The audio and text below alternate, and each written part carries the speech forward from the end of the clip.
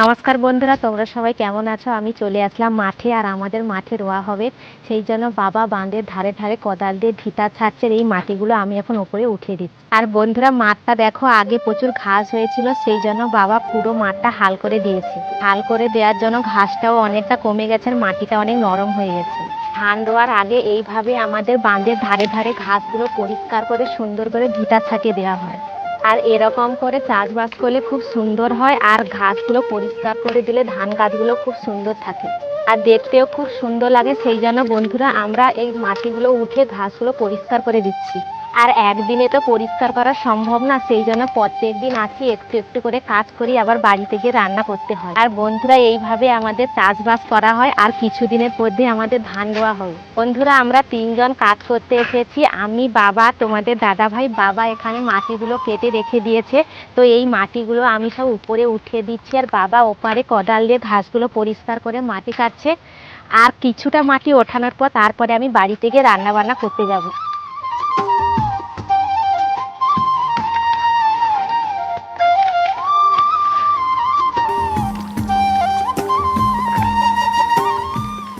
আর বন্ধুরা, আমাদের মতন তোমাদেরও জায়গা জমিন এরকম পরিষ্কার করে চাষবাস হয় কিনা অবশ্যই কমেন্ট করে বলবে।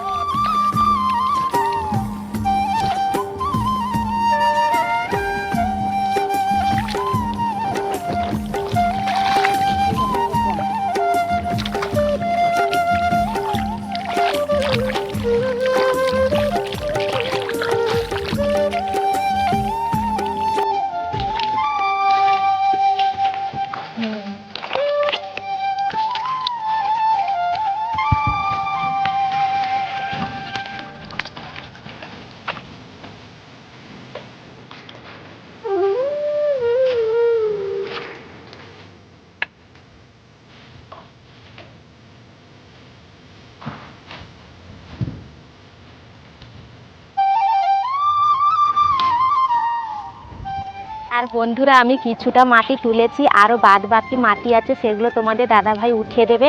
আর এখন আমি রান্না করতে চলে যাচ্ছি।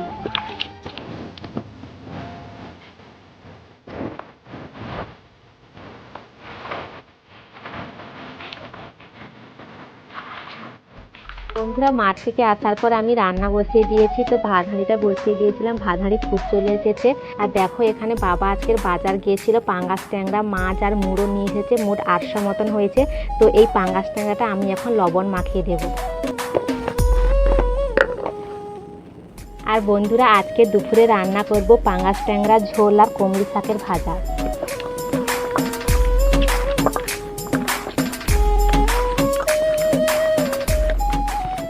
পাঙ্গাস ট্যাংরা আমার মাছে নুন মাখানো হয়ে গেছে, তো এখন আমি থাকাতে জল ঝরাতে দিয়ে দেব।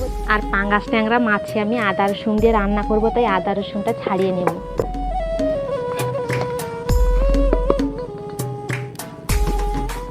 আর বন্ধুরা, কমলি শাকের ভাজা করব। কমলি শাকের ভাজাতে রসুন আর পেঁয়াজ দিয়ে আজকে ভাজা রান্না করব।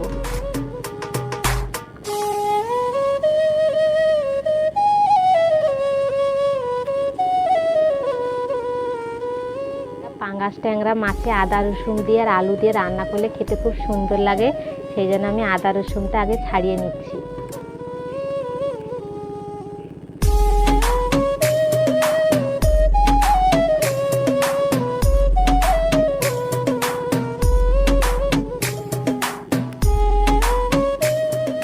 বন্ধুরা, এখন চাষবাসের দিনে তো রান্না বান্না করে খেতে একটু দেরি হবে, কারণ আমাকে মাঠে গিয়ে কাজ করতে হয়, তারপরে এসে বাড়িতে রান্না বান্না করতে হয়।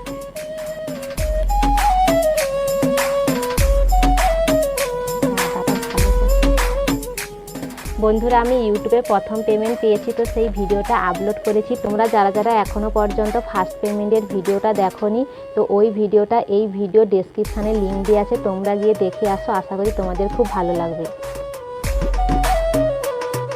বন্ধুরা, আমি আলু কুটছিলাম, তো আমার ভাত হাঁড়িটা হয়ে গেছে। এখন আমি ভাত হাঁড়িটা নামিয়ে দেব, তারপরে কমলি শাকগুলো কুটবো।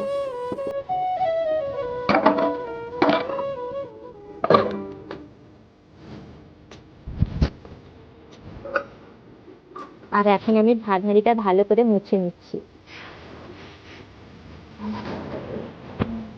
কড়াটা উনানে বসিয়ে দিচ্ছি।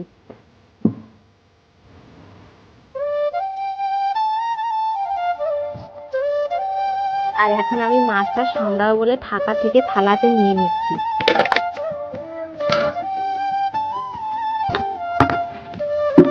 এখন আমি ভাজনিটা গড়িয়ে নিচ্ছি।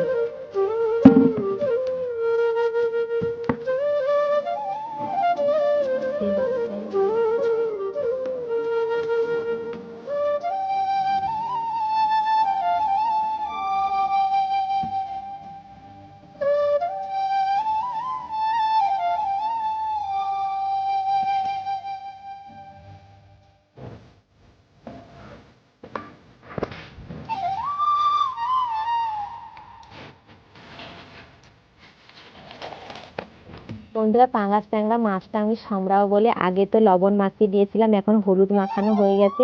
তো এখন আমি কড়াতে তেল দিয়ে উঠিয়ে দেবো।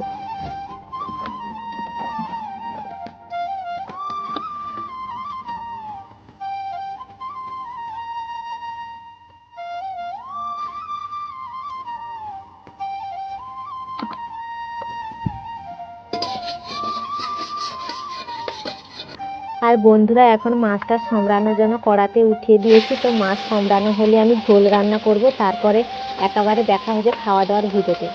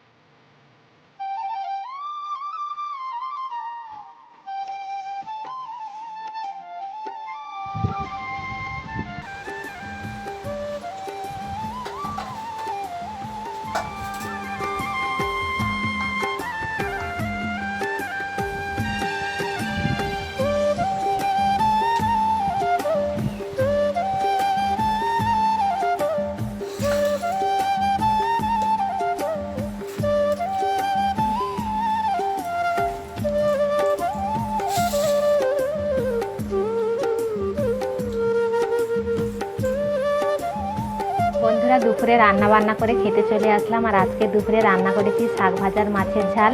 আর তোমাদের দুপুরে খাওয়া দাওয়া হয়ে গেছে কিনা অবশ্যই কমেন্ট করে বলবে। ভিডিওটা বেশি বড় করলাম না, ভিডিওটা কেমন হয়েছে অবশ্যই কমেন্ট করে বলবে। ভালো লাগলে প্লিজ একটি লাইক সাবস্ক্রাইব করে দিও। দেখা হচ্ছে পরের ভিডিওতে, ততক্ষণ তোমরা নিজের খেয়াল রাখো।